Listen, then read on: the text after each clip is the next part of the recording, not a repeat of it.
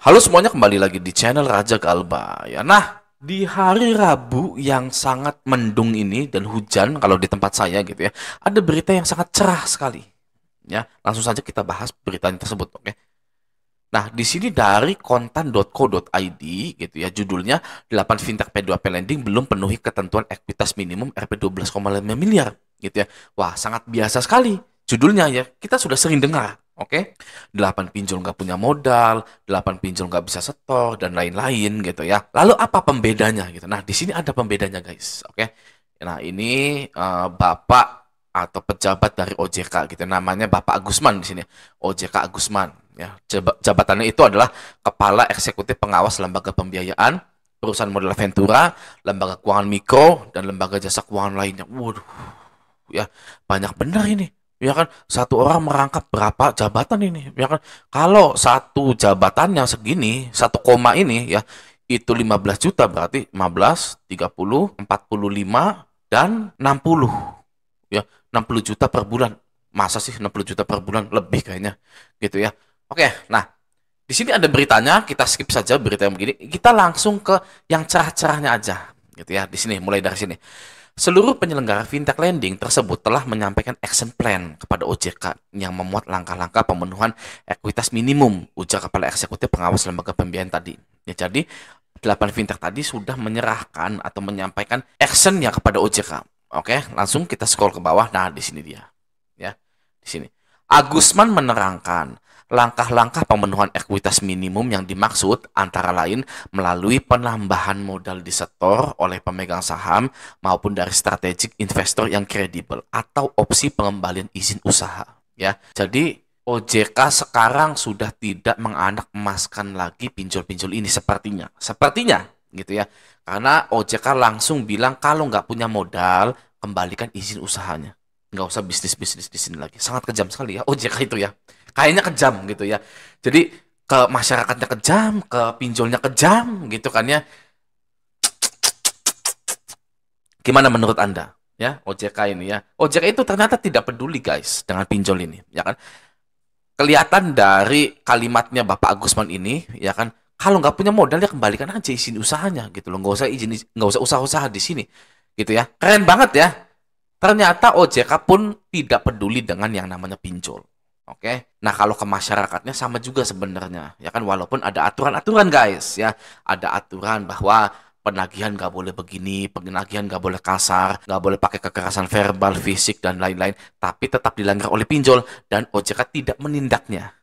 Gitu ya. Selanjutnya, dia bilang OJK terus melakukan langkah-langkah yang diperlukan berdasarkan Progress Action Plan, upaya pemenuhan kewajiban ekuitas minimum yang dimaksud. Jadi guys ya, ada satu hal yang melegakan di sini bahwa kita tahu OJK pun tidak peduli dengan yang namanya pinjol tersebut. Dan kayaknya pinjol pun sudah mencium hal tersebut ya.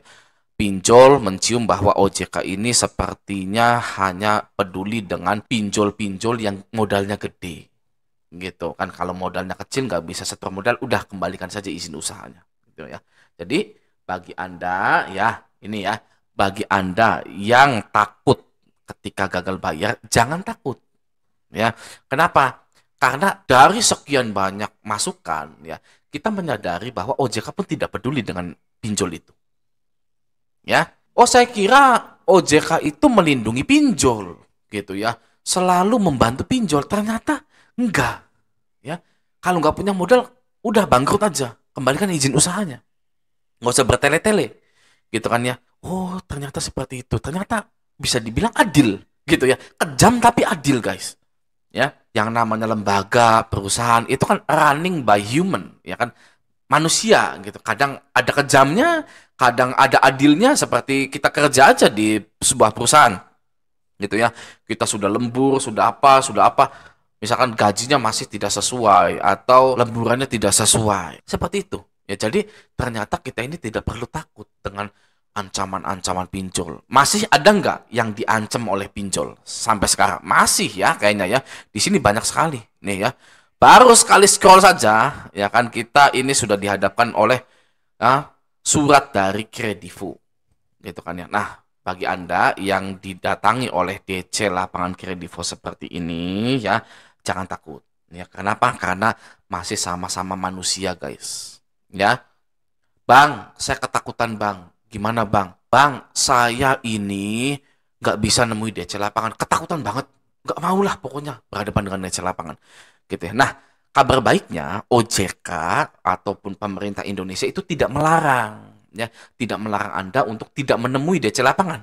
Ya, tidak melarang, nggak, tidak ada larangannya. Tidak ada peraturan berbunyi nasabah Galbay wajib menemui DC lapangan, itu tidak ada. Ya, alhamdulillahnya di situ. Ya kan, jadi Anda tidak mau menemui DC lapangan boleh gitu ya. Dan sebenarnya pun secara logika seperti ini. Kenapa sih DC lapangan diturunin gitu loh? Kalau tahu sudah telat gitu kan. Kita telat, nasabah telat itu kan memberikan sinyal bahwa kita ini lagi nggak punya uang. Bener kan ya? Kenapa didatangi gitu loh? Apanya yang mau diselesaikan? Wong nggak ada uang sama sekali. Gitu kan ya. Nah, jadi kalau menurut saya pengadaan DC lapangan di pinjol itu hanya untuk menakut-nakuti saja, guys. Ya, Kredivo mungkin pinjol besar, modalnya besar gitu ya, mampu merekrut DC lapangan. Tapi ya Kredivo juga bermasalah dengan petugas-petugas lapangannya. Mereka melakukan pemecatan atau PHK sepihak, guys. Ada beritanya di Google, silakan cari. Mungkin ini adalah freelance ya. Karyawan lapangan Kredivo di Batam dipecat sepihak. Ya, ini fotonya gitu. Ini sudah lama sekali beritanya ini ya, oke. Demo mereka gitu ada beberapa 1 2 3 4 5 6 ya 15-an orang gitu ya. Nih ya. Tuh, nah, jadi bisa kita ketahui kayaknya DC Kredivo sekarang itu freelance, guys. Nah, freelance yang hanya ngasih-ngasih surat saja gitu loh. Karena kalau yang seperti ini, ya bapak-bapak seperti ini, gitu kan, mungkin mereka ditarget gitu ya. Tapi targetnya itu nggak kecapai, gitu, nggak kesampaian gitu ya. Sehingga membuat perusahaan rugi. Gitu. Ini asumsi saya, ya belum tentu benar sih yang namanya asumsi itu kan. Tapi bisa kita lihat kan, seperti itu ya. Sampai-sampai Kredivo ini memecat karyawan tersebut secara sepihak. Itu sudah menjadi tabiat perusahaan kalau seperti itu. Ya kan kita nggak bisa gimana-gimana gitu, mau demo jadi susah. Ya kan. Nah, jadi sekarang Kredivo ini kayaknya hire freelance. Ya tanpa pengalaman kerja, tanpa apapun, sudah kirim surat saja. Gitu ya. Nah sekarang saya coba mau tanya kepada Anda. Misalkan pinjamannya online. Gitu ya. Tidak ada agunannya nih seperti leasing atau bank gitu ya. Tapi petugas lapangan ini datang gitu loh. Kalau di leasing dan di bank mungkin mau menanyakan gitu, Pak, Bu, unitnya masih ada, nggak dijual kan unitnya kan? Karena kalau dijual katanya melanggar, gitu, melanggar hukum gitu ya. Nah kalau dipinjol apa menurut Anda, guys ya? Apa sih yang ditanyakan kepada petugas lapangan itu? Gitu kan yang palingnya kapan Bu, kapan Pak? Ya udah kan gitu aja kan. Kenapa sih hal seperti itu tidak melalui telepon saja? Gitu lebih efisien, tidak mengeluarkan biaya banyak gitu. Ya kan? Nah, dari situ sebenarnya kita harus mengetahui tujuan dari pinjol menurunkan DC lapangan itu adalah titik-titik-titik. Apa guys? Tahu nggak? Ya, ya untuk menakut-nakuti. Oke, oke ya guys ya, segitu dulu video kali ini. Semoga berita 8 fintech P2P lending ini bisa menjadi penyemangat Anda bahwa kita mengetahui OJK pun sebenarnya sudah menganaktirikan pinjol. Gitu, itu intinya gitu ya.